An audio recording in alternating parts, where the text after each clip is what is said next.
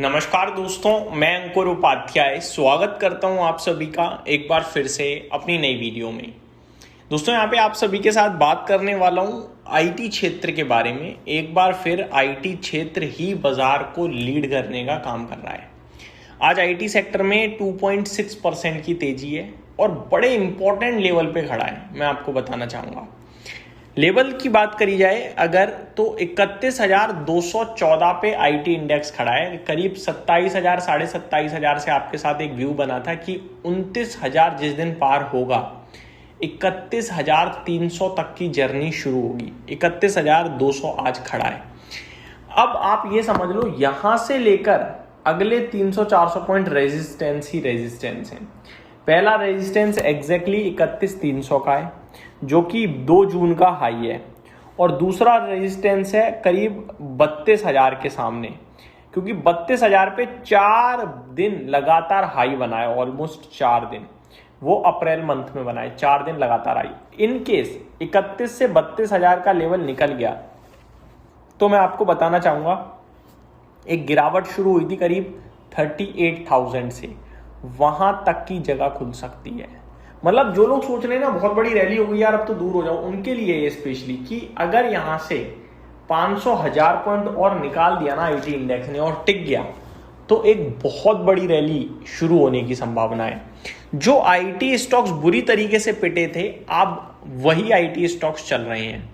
इन्फोसिस आ गया है आपका 4.5% ऊपर 1150 रुपए पे, 1160 पे ट्रेड कर रहा है। अब आपको यार बहुत चल गया तो गलत है, क्योंकि गिरा बहुत ज्यादा है। 2000 वाला इन्फोसिस 900 आ गया था, अभी 1150 हो गया, और चलने की दम है बिल्कुल है भाई। बस पैसा वही बना पाएगा जो कंफर्ट रखेगा, जो कॉन्फिडेंस रखेगा और होल्ड कर पाएगा। कोफोर्ज लगातार डिस्कस किया यार, क्वालिटी क्वालिटी क्वालिटी। 1200-1300 रुपए पे जिसने ले लिया उसने जिंदगी बना ली अपनी। 1750 खड़ा है आज की डेट में ये स्टॉक, और अब सबको पसंद आने लगा कोफोर्ज अचानक से। आगे बात करूं अगर HCL टेक 1350 रुपए पहुंच गया दोबारा 2% ऊपर। इन्फोसिस आपके लिए आज 1156 खड़ा है। LTM 3% ऊपर। OFSS ये तो खैर आउट परफॉर्म ही कर रहा है, करीब 1.5% की तेजी है। परसिस्टेंट में भी 1.5% की तेजी है। TCS की बात करूं तो 2.25% ये ऊपर है। टेक महिंद्रा में फ्लैट टू पॉजिटिविटी है। विप्रो 2.25% ऊपर है। तो चौतरफा आईटी आज अच्छा कर रहे हैं।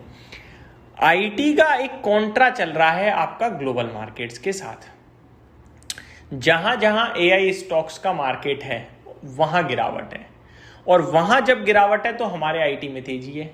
जब हमारे आईटी में गिरावट होती है तो वहां तेजी होती है। ये इनवर्स रिलेशन चल रहा है इनका, अगर आप नोटिस करें तो। फॉर एग्जाम्पल आप देखिए आज के सेशन में कॉस्पी वापस से 6% नीचे है, और कोरिया बड़ा मार्केट है सेमीकंडक्टर AI का।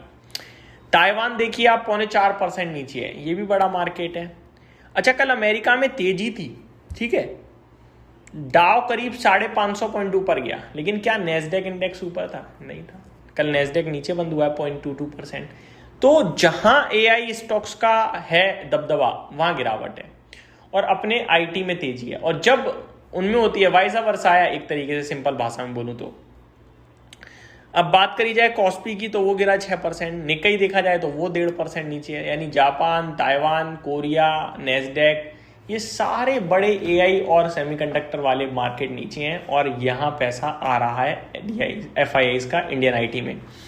अच्छा, दूसरी बात अगर आप नोटिस करो तो बीते 2-3 दिनों से लगातार फ्यूचर्स में पैसा आ रहा है, स्टॉक फ्यूचर्स में FIIs का।